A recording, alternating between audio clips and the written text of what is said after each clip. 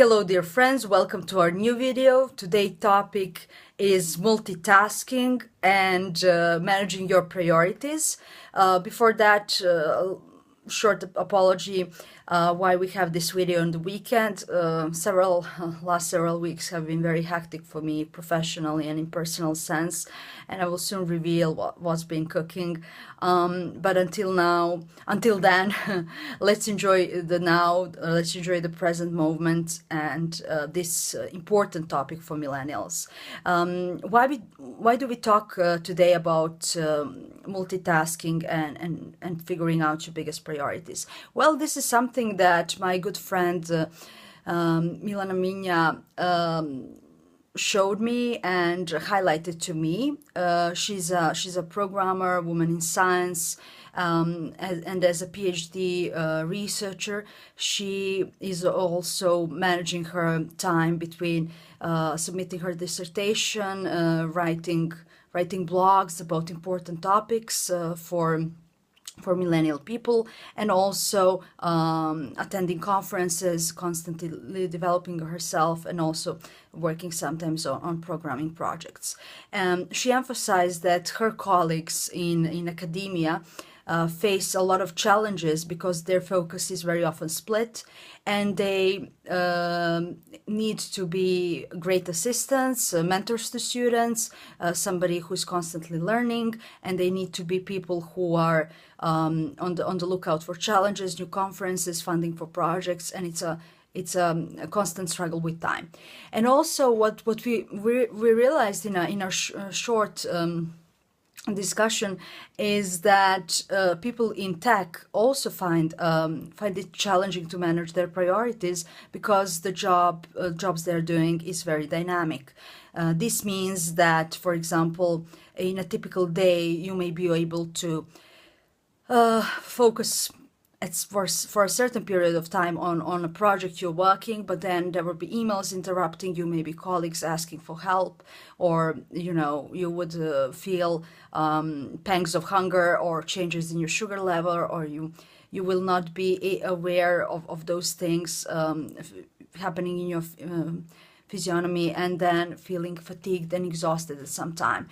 So this video is about that. This video is about ensuring that you every time know what you want to do and feel good about yourself when you perform, because time is not infinite resource, unfortunately. This is something that we all need to be aware of. And because of the topic of split focus, actually I'm wearing this shirt to show to you how actually it can be sometimes elegant, but at the same time it is something that we all should pay attention to and be aware of. First of all, I would like you to stop this video but get back to it after, and that you write down all the activities you have in a particular week, in a typical week, and then you may estimate where your focus goes and what's happening with you. For example, for me, typically in a week, I am somebody who has to research for new articles on the topics of technology and virtual augmented reality. I need to write up those things, I need to get them reviewed and then to publish. So it's one activity of writing, but actually it has 4 sub-activities. Then there are my activities of figuring out the best sales prospects for our company and scheduling meetings with them and follow-ups and doing discovery phase and estimating their needs, and then to keep building the funnel. In my free time, as it happens to be now, I also work on community projects, which is making these videos, and of course reading more about the topics that matter to me, so that videos can be of good quality. And also I am preparing conference project called Innet Summit that I may talk about in some of the future videos. And I'm coordinating team, ensuring that we have all the support from speakers, participants, stakeholders, companies and institutions, and that next April, in April 2018, when the project happens, we all know why we are there and we know what we are doing. Apart from that, there is time with friends, there is time with family, making sure, because my parents don't live in the same city as I do, that I talk to them on a daily basis. And also having a bit of social life, sometimes in the evening, going to meetups, going to coffee or dinner with interesting friends that I collaborate with, that are dear to me. And of course, last but not least, paying attention to what I'm eating, and going to trainings for at least 4 times a week to the gym and 2 times a week to tango lesson. And then there is all this invisible work, such as sometimes cooking, ensuring that the clothes is clean, that the house is clean, that the things are ironed, and everything else. So in these 2 or 3 minutes, I actually told you like 10 things that I'm focusing on. And what I learned from Brian Tracy is that in one of his talks, he mentions never put as a priority the thing that can be done later, right? I'm paraphrasing him, unfortunately. So what is important is that you figure out the best option for yourself, and what is the task among all of those tasks that you should do throughout the week, and that you work on that single-handedly. That means that you give yourself conditions. Don't think it's selfish. Don't think you're spoiled. You need to have conditions so that you can perform like an athlete, like like Novak Djokovic when he plays tennis, or Serbian basketball team in the finals when they win medals. So you really want to set yourself for succeeding, because in your career there's so many variables that may influence your performance in a project. It will take you longer to finish a report, it will take you longer to come up with a logo or design for the project, or the code you created will have more bugs than you wanted, and quality things take time. But if you really devote yourself fully, and you get focused, and you say to yourself, okay, I can really perform when it's like that, then you can really set yourself for good things. What I learned, for example, in terms of my writing, I find it challenging to write and to collect information at the same time. So I'm going to research for the future more about options, how to do that. But it's not something that I, at least, can do at the same time. And to be happy and to be satisfied with my performance, because I think this kind of doing things, this methodology, doesn't bring the result I want. So that's about the first thing, about the environment. So first, manage your time, then figure out your environment. Also, some of you may not be happy about hearing this, but I need to tell you awful truth. There are people in your circle who may seem helpful and may seem lovely, but actually they are sabotaging you in a way for success. I am completely okay, and I'm completely fine with the fact that you should be somebody who helps in your office, but there should be time for that. What I find sometimes, difficult to understand is that in open space environment, when let's say there are different teams working together, some people who are discussing their work, maybe it's a design, maybe it's code, maybe it's mock-up proposal, whatever, do it loud in such a way that they disturb other people. I really believe that as somebody who is taking care of your focus, you should react to a situation like that, because in that way, if it bothers you, if you get influenced by that, if it affects your productivity and your focus, because in that way you really show respect, you show integrity, you show self-respect, and you show that you are able of giving that respect to other people as well. And I think the best technique, the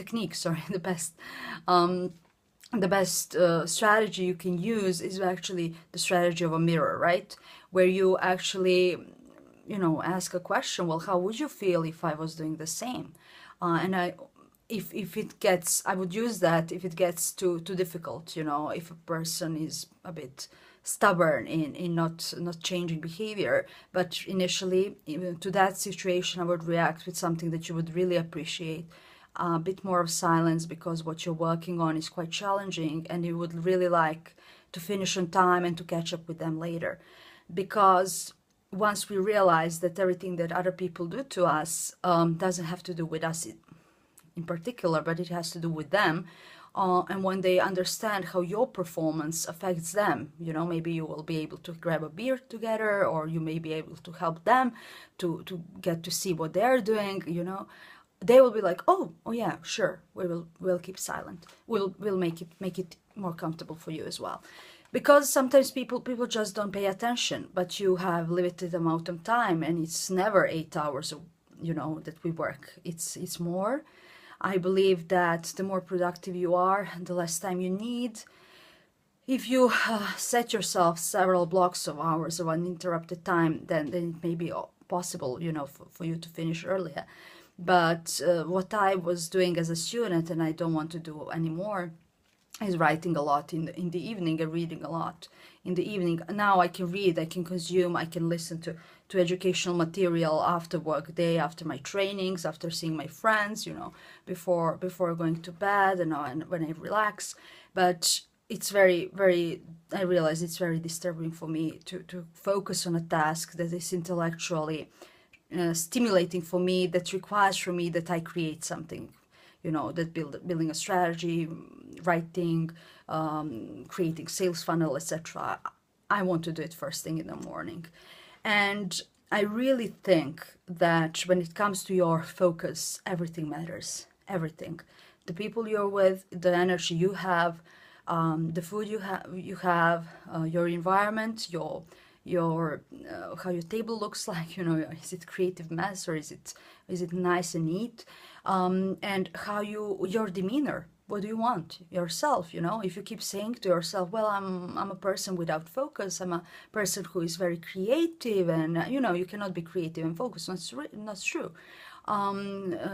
Everything, every masterpiece that we see, every masterpiece of immense creativity throughout the history of art and architecture, you know, if you just look at Renaissance and Byzantine culture, and even you know, ancient culture, ancient Greeks, and even before that, and then all the way to contemporary art, everything that was created, that is in major galleries of the world, is now actually it was then the work of incredible deliberate practice. So you want to train yourself that you practice deliberately.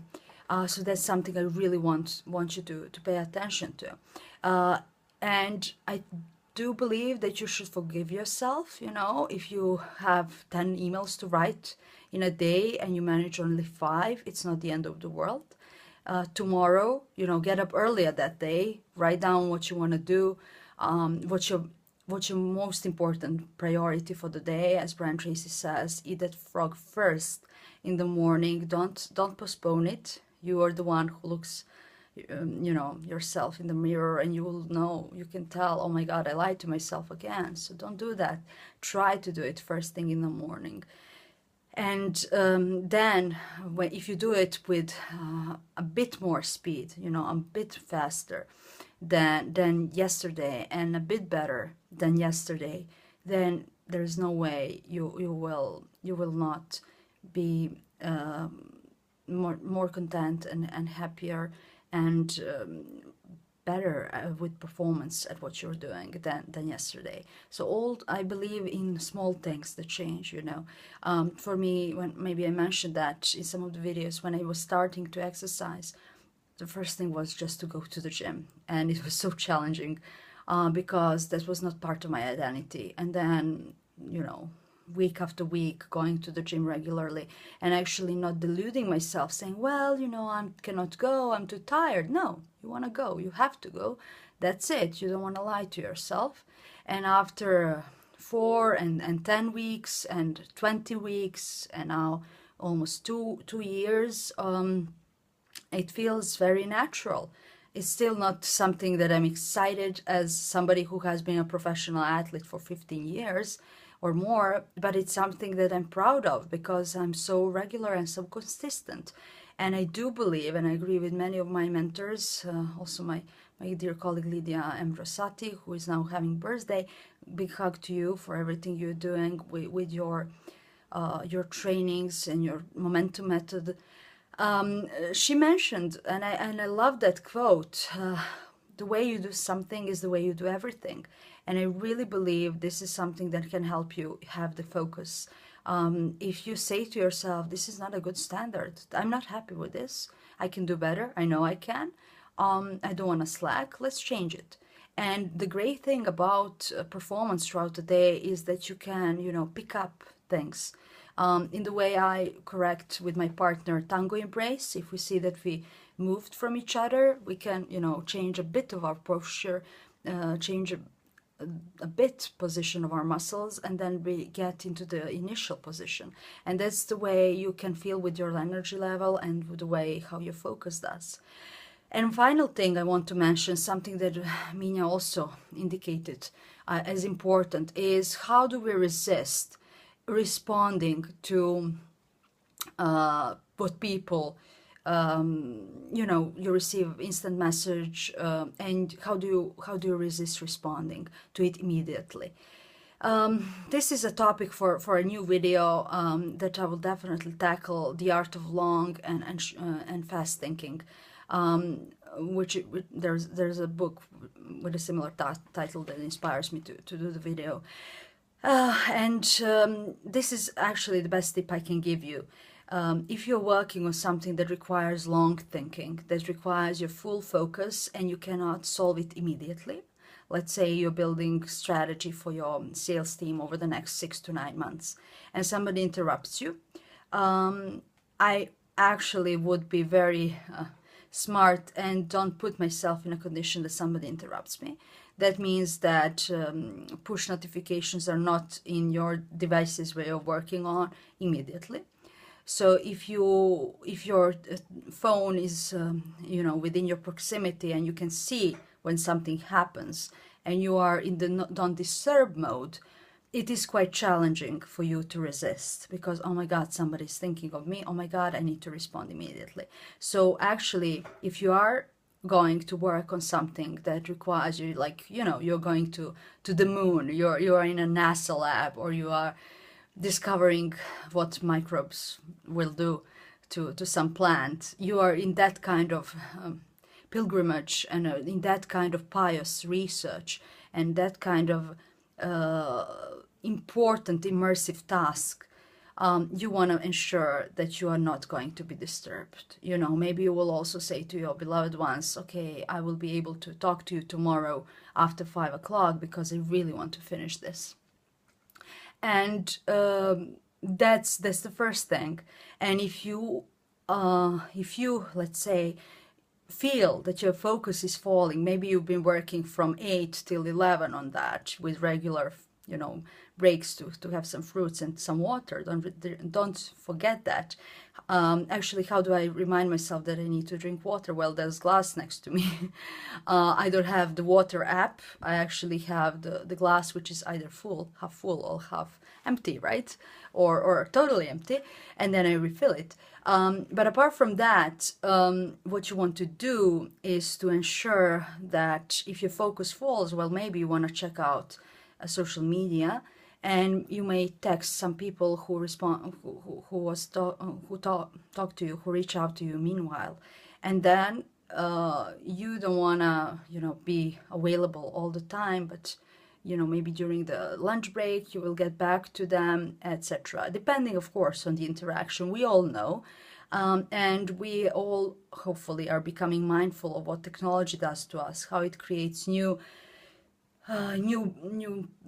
patterns of thinking, and what we actually want to do. I mean, bear in mind that we are more powerful than technology, although technology is being trained to know us better than we ourselves do. But I hope this video was useful to you. If there is some question I didn't tackle, probably there is, but if something in particular that you want to know about being about focus and splitting your time, let me know. There will be more videos to that topic, because for millennial generation, Generation Z as well, Focus is so important because we are so online, so much interacting with technology, that sometimes what we used to do on just with humans happens with machines as well. We seek for instant gratification, we seek for confirmation, we seek for knowledge, we seek for references, we seek for conclusions, we seek for approval, and it's all very exciting topic, but you should always bear in mind the difference between something that is important and something that is urgent.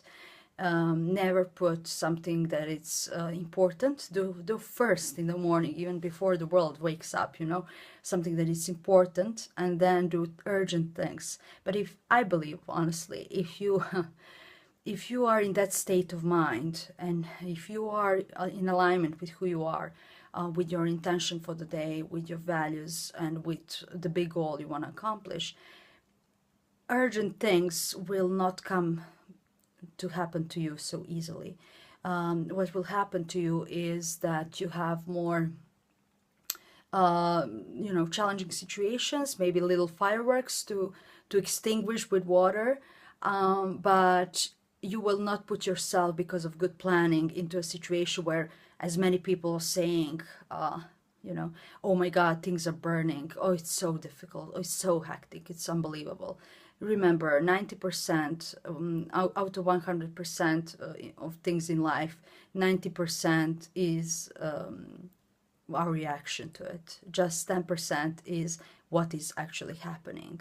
We, you and I, you know, we may go to a completely similar situation, and we may have totally different reactions because of our belief system and because of what we want from life.